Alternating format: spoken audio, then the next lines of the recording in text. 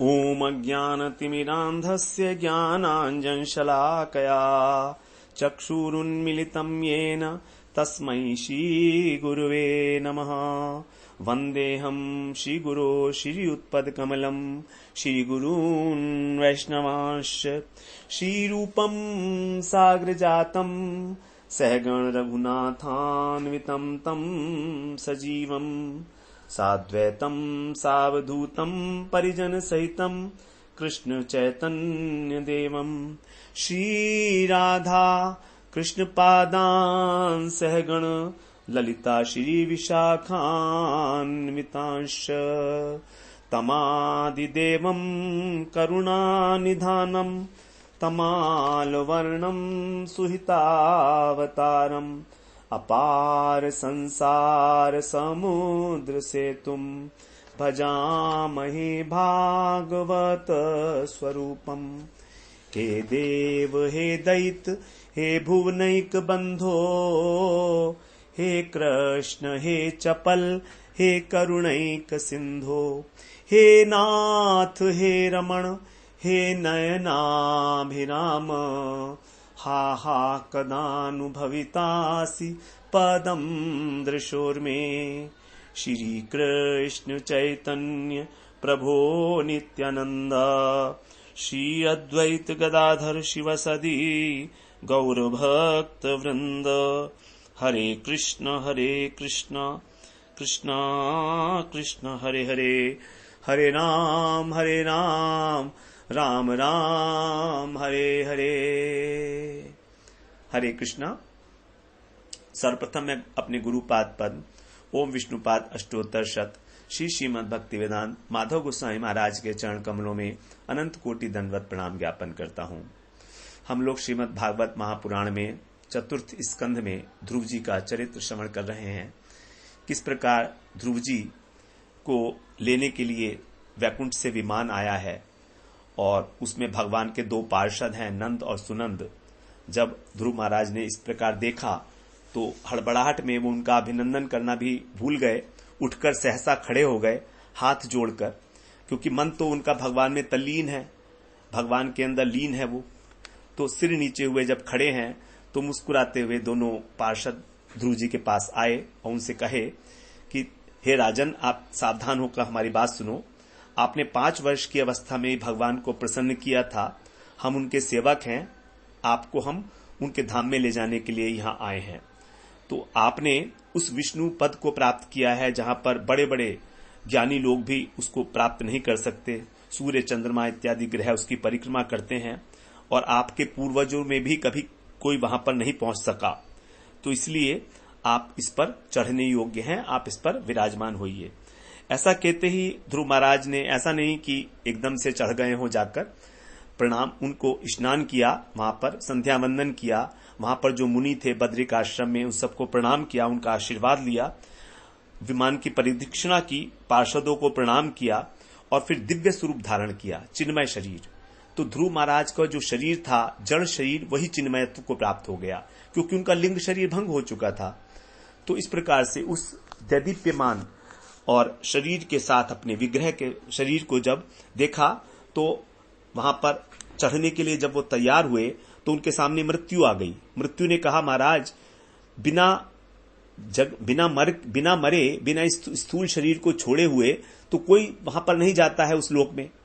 लेकिन ध्रुव महाराज ने कहा, नहीं, हम तो इसी के शरीर के साथ ही जाएंगे। तो उस मृत्यु के सिर पर पांव रखकर उन्होंने जैसे सीढ़ी पर चढ़ते हैं उस प्रकार से विमान में आरोहण किया। तो अब आगे कह रहे हैं 31वें श्लोक में, तदा दुन्दुभयो नेदुर मृदंग पणवादयः गंधर्व मुख्या प्रजगुः पेतुः कुसुम वृष्टय। तदा माने उस समय आकाश में दुंदु भयो, दुंदुबियां बजने लगी, मृदंग बजने लगे, ढोल बाजे बजने लगे। गंधर्व जो थे, श्रेष्ठ गंधर्व, वे प्रजगुहु गान करने लगे और फूलों की वर्षाएं होने लगी। कुसुम वृष्टयः। इस प्रकार से अब 32वें श्लोक में कहते हैं, सच स्वर लोकमारोक्ष्यन् सुनीतिम जननीम ध्रुवः अन्वस्मरदंग हित्वा दीनाम यास्ये त्रिविष्टपम। सच ध्रुव, उन ध्रुव ने स्वलोकम आरोक्ष्यन, उस दिव्य लोक को जाते समय जननी सुनीतिम अन्वस्मरत, अपनी माता सुनीति का स्मरण किया। जो ही वो बैठे वहां पर उन्होंने एकदम स्मरण किया अपनी माता का। जब वो तैयार हुए, अब वो माता कैसी थी, आगे कह रहे दीनम हित्वा, कि उस बेचारी को छोड़कर क्या मैं अकेले ही वहां पर चला जाऊंगा उस दिव्य लोक में, त्रिविष्टतम। इस प्रकार वो सोच रहे हैं, क्या मैं बेचारी माता को छोड़कर अकेले ही उस दुर्लभ वैकुंठ धाम में चला जाऊंगा, ऐसा सोच रहे हैं वो। तब 33वें श्लोक में बोलते हैं, इति व्यवसितम तस्य व्यवसाय सुरोत्तमौ दर्शयामासु तुरदेवीम पुरो यानेन गच्छतीम। इति तस्य व्यवसितम, इस प्रकार उनका विचार, व्यवसाय माने जानकर। देखिए, जो भगवान के पार्षद हैं वो अंतर्यामी है, वैकुंठ में सभी अंतर्यामी है एक्चुअली, इसीलिए तो वहां पर कोई कुंठा नहीं है, किसी प्रकार का कोई ईर्ष्या द्वेष नहीं है। सब लोग सबके मन की बात जानते हैं और सबके मन में एक ही बात है कि नारायण की किस प्रकार से सेवा की जाए, क्योंकि सब उनके दास हैं वहां पर। तो इस प्रकार से ध्रुव महाराज के मन की बात को जानकर भगवत पार्षदों ने सुर उत्तमई पुरह यानेन गच्छन्तीम, कि आगे विमान जो जाता हुआ उसको देवीम दर्शया मासतुहु, उस देवी को देख लो। उन्होंने कहा कि देखो, दिखलाया उन्होंने कि देखो जो देवी सुनीति हैं वो आगे आगे दूसरे विमान पर जा रही हैं, तुम्हारे आगे ही देख लो, तुम दिख रही हैं, वो दिखाया उनको। तत्र तत्र प्रशंसद भी पथि वैमानिकई सुरई अब कीर्यमाणो ददृशे कुसमई क्रमशो ग्रहान। तब जाते जाते अब उन्होंने क्या देखा, जहां तहां मार्ग के अंदर विमान में बैठे हुए जो देवता हैं उनके द्वारा प्रशंसद भी प्रशंसा कर रहे हैं उनकी, और कुसुम पुष्प वर्षा कर रहे हैं, और कर्मशः उन्होंने सूर्य इत्यादि जो ग्रह हैं उनको भी देखा रास्ते में, ऑन द वे। 35वें श्लोक में बोलते हैं, त्रिलोकीम देवयानेन सोति व्रज्य मुनीनपि परस्ताद्यत ध्रुव गतिर्विष्णु पदम अथाभ्यगात।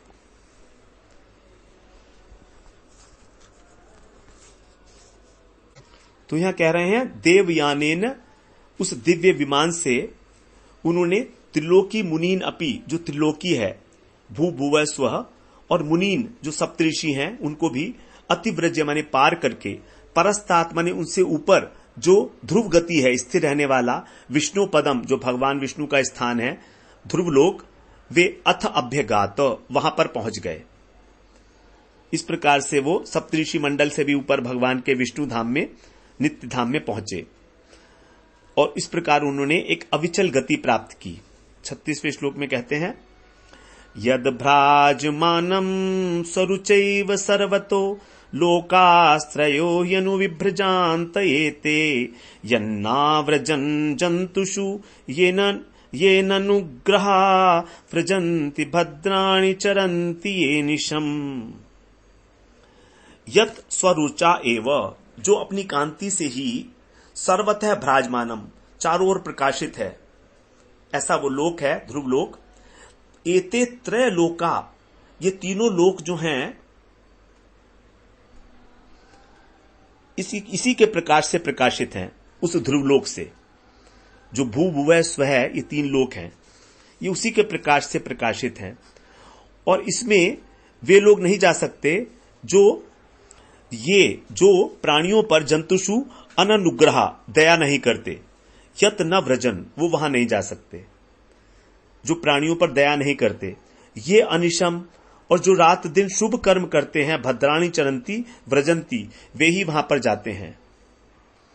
तो उन्हीं की वहां पर पहुंच है जो सभी के कल्याण के लिए शुभ कर्म करते रहते हैं। 37वें श्लोक में बोलते हैं, शांता समदृशः शुद्धा सर्वभूतानुरंजना यान्त्यंजसाच्युत पदम अच्युत प्रिय बांधवा। जो शांत हैं, समदर्शी हैं, शुद्ध हैं, सभी प्राणियों को प्रसन्न रखने वाले हैं, और भगवान के भक्त जो हैं उनको ही अपना सुहृद मानते हैं, प्रिय बंधु मानते हैं, ऐसे लोग सुगमता से, अंजसा माने सरलता से, यान्ति माने उस भगवत धाम को प्राप्त कर लेते हैं। 38वें श्लोक में बोलते हैं, इत्युत्तान पदः पुत्रो ध्रुव कृष्ण परायण अभूत त्रयाणाम लोकानाम चूड़ामणिरिवामलः। इस प्रकार एवं इति माने इस प्रकार उत्तान पदः पुत्रो, उत्तान पाद के जो पुत्र हैं, जो भगवत परायण हैं, कृष्ण के परायण हैं, ऐसे ध्रुव महाराज तीनों लोक के ऊपर, त्रयाणाम लोकानाम, तीनों लोक के ऊपर जो विराजमान हो गए, अभूत माने पहुंचे, चूड़ामणिम इव, जो चूड़ामणि है तीनों लोक के ऊपर। और कैसी चूड़ामणि है? अमल अर्थात निर्मल चूड़ामणि के स्वरूप के रूप में वहां पर तीनों लोकों के ऊपर जो है ध्रुव महाराज जो है वहां पर और विराजमान हो गए उस लोक में जाके। 39 में बोलते हैं, गंभीर वेगो निमिषम ज्योतिषाम चक्रमाहितम यस्मिन् भ्रमति कौरव्य मेड्यामिव गवाम गणः। कह रहे हैं, हे कुरुनंदन कौरव्य, जिस प्रकार दाएं चलाने वाले के जो दाएं चलाते हैं उसमें खंबे के चारों ओर बैल घूमते रहते हैं। गवाम गणः, गवाम का मतलब गाय अर्थात बैल, बैलों के समूह जो हैं वो मेड्याम, खलिहान की जो मेढ़ी होती है उसके चारों ओर घूमते रहते हैं। गंभीर वेग है, वैसे ही तीव्र वेग वाले जो तारामंडल हैं, ज्योतिषाम चक्रम, जो ज्योतिष चक्र हैं, वे अनिमिषम निरंतर, यस्मिन आहितम, जिसके सहारे भ्रमति माने घूमते रहते हैं, ऐसा है वो लोग। तो इस अविनाशी लोक के आश्रय पर ही सारे के सारा जो तारामंडल है, जो ज्योतिष चक्र है, वो सब घूमता रहता है। ये धुरी है उसकी, ध्रुव। महिमानम विलोक्यास्य नारदो भगवान ऋषि आतोद्यम विदुतन श्लोकान सत्रे गायत प्रचेतसाम। उसकी महिमा को देखकर, महिमानम विलोक्य अस्य, इस प्रकार की महिमा को देखकर, किसकी महिमा को देखकर? अपने शिष्य की महिमा को देखकर भगवान ऋषि जो देव ऋषि नारद जी हैं, उन्होंने आतोद्यम विदुतन, वीणा को बजाते हुए, प्रचेता साम सत्रे, प्रचेताओं के यज्ञ में, और श्लोकान अगायत, इन श्लोकों का गान किया।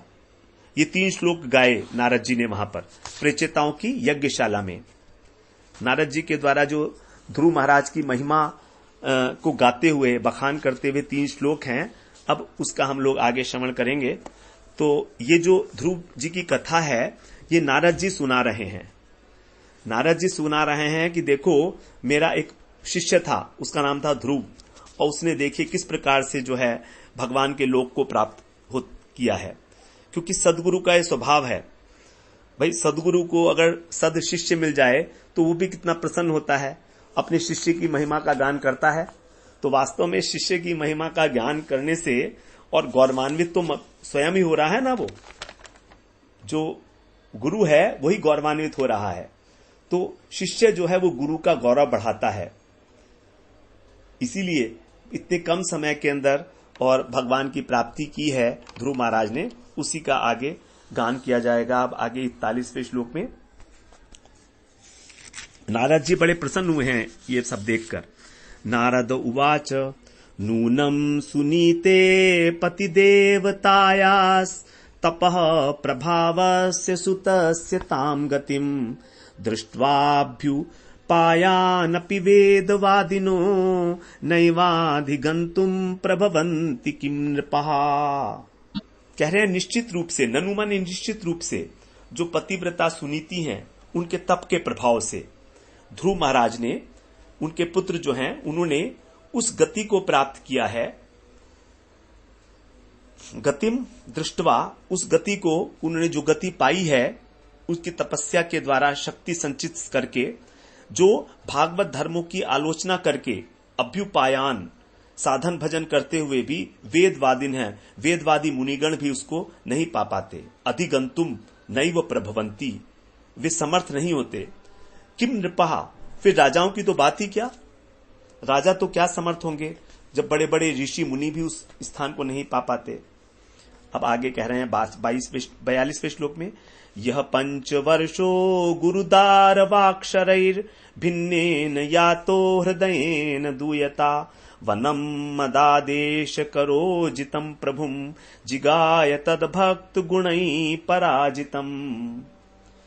यह पंचवर्ष है, जिन्होंने 5 वर्ष की आयु में ही गुरुदार वाक, अपनी सौतेली माता की जो वाणी थी, शरई भिद्देन है, उनके बाणों से विद्ध होकर, और दूयता हृदय ने, दुखी हृदय से जो वनम यात है, वन में चले गए। ध्रुव महाराज वन में चले गए और वहां पर मम आदेश करह, मेरे उपदेश को धारण करके, तद भक्त गुणई पराजितम, वो उन्होंने भक्त के द्वारा जो है पराजित हो जाते हैं, ऐसे भगवान, अजितम प्रभु, ऐसे भगवान जो भक्तों के द्वारा, भक्तों के गुणों के द्वारा वश में हो जाते हैं, उन प्रभु को उन्होंने जीत लिया। जिगाय माने जीत लिया, अर्थात वश में कर लिया, अर्थात दर्शन देने के लिए बाध्य कर दिया। भगवान स्वयं दर्शन देने आए हैं ध्रुव महाराज को। 43 श्लोक में कहते हैं, यक्षत्र बंधुर भुवि तस्यादिरूढ़ मनवारुरुक्षेदपि वर्ष पूगई षट पंच वर्षो यदहोभिरल्पै प्रसाद्य वैकुंठमवाप तत्पदम। यहां पर कह रहे हैं 5-6 वर्ष की आयु में ही, अहो भी अल्पई, थोड़े दिनों में ही, अत्यंत अल्प समय में, वैकुंठम प्रसाद्य, भगवान नारायण को प्रसन्न करके उन्होंने यत् तत्पदम अवाप, जो उनका स्थान प्राप्त किया है, जो ध्रुव पर्वत को प्राप्त किया है, उसको वो भुवि क्षत्र बंधु, पृथ्वी पर जो शासन करने वाले क्षत्र बंधु हैं। क्षत्र बंधु यहां पर क्षत्रिय के लिए एक अपमान वाली बात है, जैसे ब्रह्म बंधु होता है, इसलिए क्षत्र बंधु कह रहे हैं। यह तस्य अधिरूणम वर्ष पुगई अपि अनुरारु क्षेत्र, वहां पर जो है इस भूमंडल में कोई क्षत्रिय क्या कई वर्षों की तपस्या के बाद भी पा सकता है? अर्थात नहीं पा सकता, जो उन्होंने 5-6 वर्ष की अवस्था में प्राप्त कर लिया। इस प्रकार से 3 श्लोकों में ध्रुव महाराज की महिमा का गान किया। जब गुरु शिष्य की महिमा का गान करता है तो कितने सौभाग्य की बात होती है शिष्य के लिए, और गुरु भी कैसे, देवऋषि नारद साक्षात। मैत्रेय उवाच, नारद भगवान के मन के अवतार हैं, महिमा अनंत है नारद जी की। 44वें श्लोक में बोलते हैं, एतत्ते भीतम सर्वम यत्पृष्टोऽहमिह त्वया ध्रुवस्योद्दाम यशश्चरितम सम्मतम सताम। यहां कह रहे हैं सताम सम्मतम, जो सत्पुरुषों के द्वारा सम्मत है, उनको जो प्रिय लगता है, ऐसे उद्दाम यशस्वी ध्रुव जी के चरित्र के संबंध में यह माने मैंने यहां पर यत् त्वया पृष्ट, जो तुमने पूछा था, ते एतत् सर्वम, वो सब कुछ तुम्हें मैंने अहम अभिहितम, मैंने तुम्हें बता दिया है। मैत्रेय जी कहते हैं विदुर जी से। अब आगे 45वें श्लोक में बोलते हैं, धन्यम यशस्यमायुष्यम पुण्यम स्वस्त्ययनम महत् स्वर्ग्यम ध्रव्यम सौमनस्यम प्रशस्यमघमर्षणम। ये जो चरित्र है इस कैसा है, इसका अब महिमा बता रहे हैं। धन देने वाला है, यश देने वाला है, आयुष्य आयुदायक है, महत स्वस्त्ययनम महान कल्याणकारी है, स्वर्गीयम स्वर्ग को प्रदान करने वाला है, सौमनस्यम, सौमनस्यम का मतलब है देवत्व को ही प्रदान करता है, और प्रशंसनीयम अत्यंत प्रशंसनीय है, ध्रव्यम अविनाशी पद को प्राप्त कराने वाला है, और अघमर्षणम पाप नाशक है। कितने सारी यहां पर विशेषण बताए हैं इस चरित्र के। धन, यश, आयु, पवित्र करने वाला, मंगलमय, स्वर्ग, अविनाशी पद को प्राप्त कराने वाला, देवत्व की प्राप्ति कराने वाला, प्रशंसनीय, सभी पापों को नाश करने वाला। 46वें श्लोक में बोलते हैं, श्रुत्वा एतच्छ्रदया भीक्षणम अच्युत प्रिय चेष्टितम भगवद भक्तिर्भगवती यया स्यात् क्लेश संक्षयः। श्रुत्वा एतत् श्रद्धया अभीक्षणम, अभीक्षणम का मतलब निरंतर, तो जो बार बार इस चरित्र को सुनते हैं श्रद्धा पूर्वक, भगवान के भक्त जो ध्रुव हैं उनके पावन चरित्र को, अच्युत प्रिय चेष्टितम, भगवान के जो भक्त हैं ध्रुव अच्युत प्रिय, उनके चेष्टितम माने उनका चरित्र, उनकी लीलाएं, भगवत भक्तिर भगवती, भगवान की उन्हें भक्ति प्राप्त होती है, यया, जिससे कि उनके सारे क्लेश संक्षय, उनके सारे दुखों का नाश हो जाता है। ये फलश्रुति है। तो जहां पर भी इस प्रकार का उपाख्यान होता है भगवान के भक्तों का, उसके बाद फिर फलश्रुति दी जाती है। ये एक यहां पर पुराणों में एक नियम है, और ये फलश्रुति जो है ये वास्तविक होती है, यथार्थ होती है। हम तो इसके ऊपर कभी श्रद्धा नहीं करते ना, इन शब्दों के ऊपर। अब हमने सुन लिया तो क्या हम बार बार इसे सुनेंगे? नहीं सुनते हम लोग, श्रद्धा ही नहीं है हमारे अंदर, तो हमारा कल्याण क्या होगा? हमें भक्ति कहां से मिलेगी? पहले संशय आ गया, क्या रे ऐसे कैसे हो जाएगा? ध्रुव महाराज का चरित्र सुनने से हमको भक्ति मिल जाएगी? ऐसे थोड़ा होता है कोई, बस हो गया काम, कुछ नहीं मिलेगा अब। क्योंकि शुरू में शंका आ गई, या पूछ रहे हैं गुरुजी से, पूछ रहे हैं गुरुजी उसमें लिखा हुआ है ऐसे ऐसे, तो क्या ऐसा हो जाएगा? जैसे बताते हैं राधा कुंड में, अगर आप 100 बार वहां पर राधा कृपा कटाक्ष का पाठ करोगे आकंठ जल में खड़े होके, तो राधा रानी का दर्शन होगा। तो ऐसा बोलते हैं कि गुरुजी क्या वास्तव में हो जाएगा ऐसा? तो गुरुजी कहते हैं देखो हो तो जाता, लेकिन अब तुमने प्रश्न पूछ लिया तो अब नहीं होगा क्योंकि अब तुम्हारे मन के अंदर जो है संशय आ गया। तो हो तो जाता, क्योंकि शास्त्र में लिखा है, होता जरूर होता, लेकिन अब नहीं होगा तो बड़ी विचित्र बात है हमारे साथ, हमारी मंद बुद्धि, मंद श्रद्धा, क्या होगा हमारा पता नहीं। फिर भी पढ़ेंगे तो 47वें श्लोक में, महत्वमिच्छताम तीर्थम श्रोतु शीलादयो गुणः, यत्र तेजस्तदिच्छूनाम मानो यत्र मनस्विनाम। यहां पे कह रहे हैं हम कि यत्र श्रोतु, जिसके सुनने वाले, और महत्वम इच्छताम, इसके महत्व को चाहने वाले, जो ये पवित्र चरित्र है भगवान का, इसको जो श्रवण करते हैं उनको प्राप्ति होती है शील की, शीलादयो गुणः, उनको शील की प्राप्ति होती है। और जो इसके महत्व को चाहते हैं वे, उनको महत्व की प्राप्ति कराने वाला जो स्थान है वो प्राप्त होता है, अर्थात वो तेज प्राप्त होता है, क्योंकि वो तेज चाहते हैं ना, जैसे ध्रुव महाराज के अंदर तेज है। और जो सम्मान चाहते हैं, सम्मानस्वी नाम, वे यत्र मान है, उससे सम्मान प्राप्त होता है। तो जो जिस प्रकार की चीज चाहता है उसको वही चीज प्राप्त हो जाती है। तो जो श्रवण करते हैं केवल, उनको शील स्वभाव, अत्यंत सौम्य स्वभाव, जैसे ध्रुव जी का स्वभाव है, अत्यंत सौम्य है। क्रोध तो आया, वो तो आगंतुक था, एक कारण था। ऐसा नहीं है कि ध्रुव महाराज क्रोधी हैं, ध्रुव महाराज को क्रोध आ गया किसी कारणवश, बस इतना ही। तो जो श्रवण करने वाले हैं उनको ध्रुव महाराज की भांति जो है शील की प्राप्ति होती है, नम्रता, विनय इत्यादि।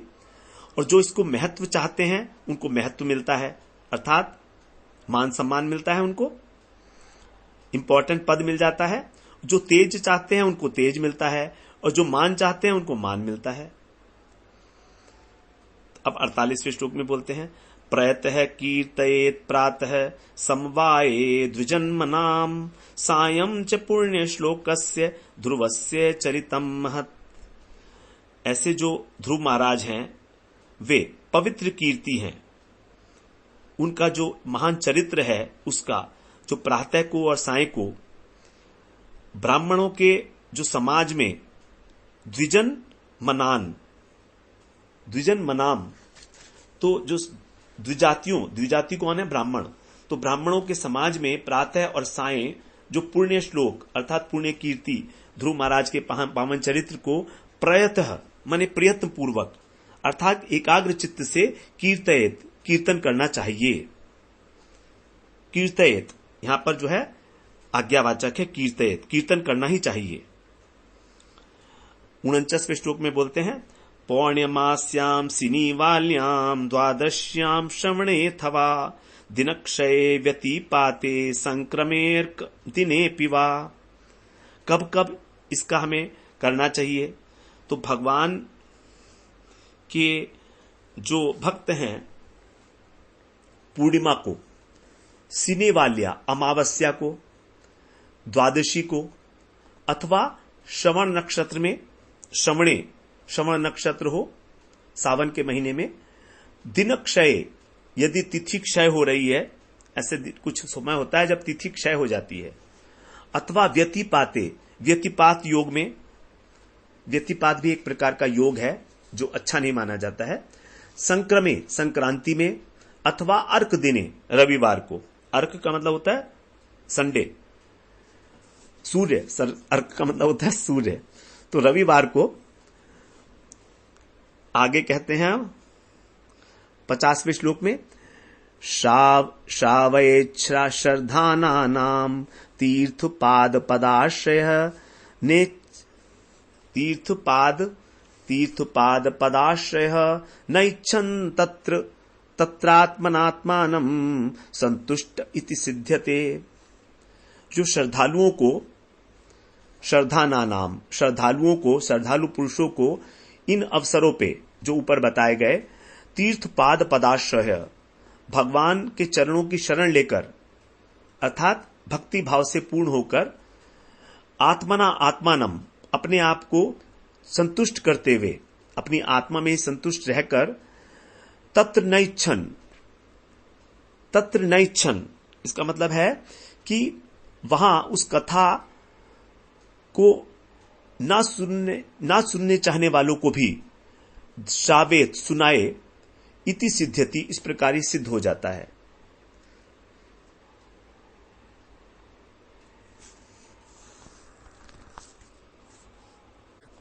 तो यहां पर जो तत्र न इच्छन है, इसका अर्थ है कुछ भी ना चाहते हुए, श्रवण की इच्छा से नहीं है। यहां पर इसका अर्थ है कि निष्काम भाव से, कुछ भी उस कथा को श्रवण करके किसी भी भौतिक कामना को न चाहकर, ऐसे जो निष्काम भाव से ध्रुव चरित्र का कीर्तन करते हैं या श्रवण करते हैं, उससे इति सिद्ध्यति, अनायासी सिद्धि को प्राप्ति हो जाती है। तो यहां पर कहा गया कि हे विदुर जी, जो तीर्थपाद भगवान श्री हरि के प्रिय भक्त हैं, उनका पदाश्रय करके जो इस हरि कथा को सुनने में श्रद्धा रखता है, ऐसा श्रद्धालु व्यक्ति, उन्हें ध्रुव जी का चरित्र श्रवण कराना और निष्काम भाव से इनके चरित्र का कीर्तन करना और श्रवण करना, इससे जो है हमारा जो चित्त है वो संतुष्ट हो जाता है अपने आप ही, और हमको सिद्धि की प्राप्ति हो जाती है अनायास ही। इस प्रकार से यहां पर कहा गया। 51वें श्लोक में कह रहे हैं अब, ज्ञानम अज्ञात तत्वाय यो दद्यात सतपथे मृतम कृपालुर्दीन नाथस्य देवास्तस्यानुग्रहणते। जो अज्ञात तत्वाय, जो तत्व ज्ञान से रहित लोगों को सतपथे माने सतपथ पर लाने के लिए, यह अमृतम ज्ञानम, जो इस प्रकार का अमृत ज्ञान है, वो दद्यात माने देता है, तस्य कृपालो, उस कृपालु व्यक्ति के ऊपर, दीनानाथस्य, जो दीननाथ हैं वे, देवा अनुग्रहणते, देवता भी अनुग्रह करते हैं। दीनवत्सल कृपालु पुरुष के ऊपर वे देवता भी अनुग्रह करते हैं। तो ये जो है साक्षात भगवान विषयक अमृत ज्ञान है, और जो भगवान के मार्ग से तत्व से अनभिज्ञ हैं, उन्हें जो इसे प्रदान करता है, उस दीनवत्सल पुरुष के ऊपर देवता भी अनुग्रह करते हैं। जो अनभिज्ञ लोग हैं, भगवान के मार्ग को नहीं जानते, उनको भगवान के विषय में सदमार्ग बताने के लिए, ये क्योंकि सतमार्ग है, तो इस प्रकार का ज्ञान प्रदान करता है दद्यात, उसको देवता भी जो हैं उस कृपाशील व्यक्ति के मार्ग में किसी प्रकार का कोई विघ्न उत्पन्न नहीं करते, उसके सारे कार्य जो है देवता बना देते हैं, देवता भी उसकी सहायता करते हैं, अनुग्रह करते हैं। देवताओं का यही अनुग्रह है कि यदि हमारा कोई शुभ संकल्प है तो उसका पूरा करने में कम से कम कोई अवरोध ना पड़े। अब जैसे अपने लिए ही हम लोग सोचते हैं कि हम लोग श्रीमद् भागवत का पाठ कर रहे हैं, ये एक प्रकार से हमारे गुरुदेव की आज्ञा, भगवान का अनुग्रह, भगवान की कृपा है, एक सत संकल्प है। तो हमारा जो है यही एक प्रार्थना है कि इस प्रकार जो हमारा ये प्रयास है ये बिना किसी बाधा के, बिना किसी अवरोध के इसी प्रकार आगे चलता रहे। तो यही सबसे बड़ा अनुग्रह है देवताओं का। तो कहा भी गया है कि जो व्यक्ति भगवान के ओर आगे बढ़ता है तो स्वयं मनु महाराज, मनुपुत्र और सप्तऋषि, ये सभी इनका कर्तव्य है कि उसकी सहायता करें, अर्थात उसको उचित अवसर प्रदान करें कि वो भगवान के मार्ग की ओर और अधिक तेज गति से आगे बढ़ सके। इस प्रकार का परिवेश, इस प्रकार का संग उसको प्रदान करें जिससे कि वो आगे बढ़े। यही उनका अनुग्रह है देवताओं का। अब आगे 52वें श्लोक में बोलते हैं, अंतिम श्लोक है इस अध्याय का। इदं मया ते विहितं कुरुद्वः ध्रुवस्य विख्यात विशुद्ध कर्मणः हित्वार्भकः क्रीडन् कानि मातुर्गृहं च विष्णुं शरणं यो जगाम गृहं च विष्णुं शरणं यो जगाम। इस प्रकार अब कह रहे हैं, हे विदुर जी, कुरुद्वः, यह अर्भक जो बाल्यावस्था में ही, अर्भक माने खिलौना, वो अर्भक माने बच्चा, क्रीडन कानी, जिस समय खिलौनों से खेला जाता है तो उन खिलौनों का, और मातु ग्रहम च, माता के घर का जो मोह है उसको, हित्वा माने छोड़कर। बच्चों को खिलौनों से कितना प्रेम होता है, अपनी मां से कितना प्रेम होता है। तो 5 वर्ष के बालक ध्रुव जो बच्चा होने पर भी खिलौनों के और माता के ग्रह के मोह को हित्वा माने त्याग कर बाल्यावस्था में ही विष्णु शरणम, भगवान विष्णु की शरण में चले गए। जगाम माने चले गए। उस ध्रुवस्य विख्यात, वो ध्रुव के जो प्रसिद्ध विशुद्ध कर्मण है, पवित्र कर्म है, उनको मयाते अभिहितम, मैंने तुम्हें सुनाया। हे कुरुनंदन, ये पवित्र चरित्र अब मैंने तुम्हें सुना दिया है। उन ध्रुव महाराज का जो सर्वत्र प्रसिद्ध हैं और परम पवित्र हैं, उनके कर्म विख्यात हैं और विशुद्ध हैं, ऐसे कर्म वाले ध्रुव महाराज, उनका जो चरित्र है वो मैंने तुम्हें सुनाया। तो इस प्रकार जो है मैत्रेय जी ने विदुर जी से बताया कि मैंने तुमको सारा ध्रुव चरित्र जो है ये 8 अध्याय में, 5 अध्यायों के अंदर 8वें अध्याय से 12वें अध्याय तक हम लोगों ने श्रवण किया। इसकी फलश्रुति जो है वो बताई इस प्रकार से कि यदि हम इसको श्रद्धा पूर्वक सुनते हैं तो भगवान की भक्ति प्राप्त होती है, हमारा हृदय पवित्र होता है, और प्रतिदिन जब पुण्य तिथियों में, जैसे कि बताया गया, पूर्णिमा को, द्वादशी को, दिन क्षय होने पर, अनेक प्रकार से जो बताई है, अमावस्या को, और तिथि श्रवण नक्षत्र में, संक्रांति में, तो जब इस चरित्र का हम कीर्तन करना ही चाहिए हमको। और जिस प्रकार से भोजन को, भूखे को भोजन देना एक पुण्य का कार्य है, उसी प्रकार से जो अज्ञानी हैं उनको भी इस कथा के माध्यम से भगवान भक्त राज ध्रुव के चरित्र, जो उनके पवित्र कर्म हैं, प्रसिद्ध विख्यात कर्म हैं, उन कर्म, उन लीलाओं का, भक्त की कथा, ध्रुव महाराज की कथा जो है, ये इसके माध्यम से उनको तत्व ज्ञान देना, ये भी बड़ा पुण्य का काम है। और जो ऐसा करता है उसकी देवता लोग भी अनुग्रह करते हैं। किसी प्रकार की बाधा उसके सत्कंठ संकल्प में उपस्थित नहीं होती। तो ध्रुव जी का प्रभाव देखिए आप कि कैसा है कि बचपन में ही जब छोटे छोटे बच्चे खिलौनों से खेलते हैं, अपनी मां के साथ उसका लाड़ प्यार जो है उसको पाकर बड़े होते हैं, तो वो ध्रुव महाराज अपनी सौतेली मां के वचनों से आहत होकर, यह है उनका क्षत्रिय तेज कि एक 5 वर्ष की अवस्था में भी उनको हृदय पे इतनी चोट लगी, थोड़ी सी बात ही तो थी, माता ने यही तो कह दिया था उनसे कि तू मेरे गर्भ से जन्म लेना, बस इतना सुनना था।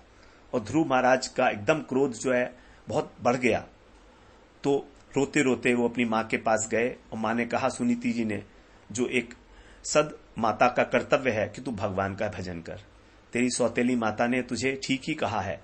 उन्होंने किसी प्रकार भी सौतेली माता की बुराई नहीं की, उनका अपमान नहीं किया कि उन्होंने कोई गलत शब्द कहे हैं तुम्हें, बल्कि ये कहा कि उनके प्रति प्रत्येक प्रकार के द्वेष को त्याग करके तुम भगवान का भजन करना। ये बात कही थी सुनीति जी ने कि वहां पर किसी प्रकार का द्वेष बुद्धि मत रखना तुम अपनी सौतेली माता के प्रति। तो वास्तव में तो उन्होंने तुम्हारा कल्याण किया है, उन्होंने तुमको पथ प्रदर्शक किया है आगे बढ़ने के लिए भगवान की ओर, उन्होंने तुम्हें प्रेरणा दी है। चाहे भले ही वो उन्होंने ईर्ष्यावश दी, लेकिन दी तो उन्होंने ही है ना। तो इसीलिए उनका सम्मान करते हुए तुम आगे बढ़ो, भगवान का भजन करो। तो ऐसी तो नीति जी हैं जो, देखिए राजा को तो क्या प्राप्त होगा ऐसा पद जो ध्रुव महाराज की माता को प्राप्त हो गया। तो एक भक्त की माता और पिता बनना भी कितना बड़ा गौरव का विषय है। जो भक्त के माता पिता हैं उनको भी भगवान सदगति प्रोवाइड करते हैं बिना मांगे। ध्रुव महाराज ने कोई मांगा थोड़ी था कि मेरी माता को भी वैकुंठ भेजो, लेकिन वो देखिए अपनी इस तपस्या के बल पर उनकी सबसे बड़ी तपस्या यही थी कि उन्होंने ध्रुव महाराज को प्रेरित किया वन में जाकर भगवान को प्राप्त करने के लिए।